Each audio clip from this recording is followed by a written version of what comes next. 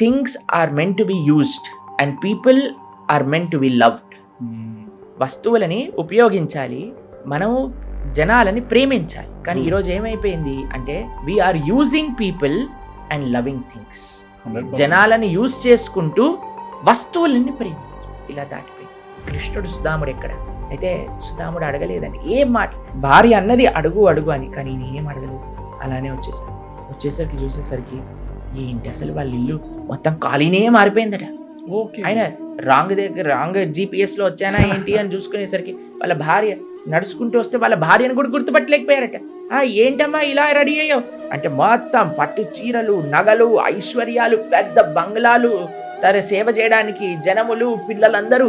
అసలు ఏంటిది అని అంటే ఏం లేదు, నువ్వు ఎప్పుడైతే అక్కడికి వెళ్ళావో, ఏ రోజైతే ఆ కృష్ణ భగవానుడు నువ్వు తెచ్చిన ఆ నైవేద్యాన్ని స్వీకరించారో వెంటనే మన జీవితాలు మొత్తం మారి. ఇది రెసిప్రొకేషన్, ఇది ఫ్రెండ్షిప్. అంటే ఏమి ఇస్తున్నామని కాదండి, ఆ భావన.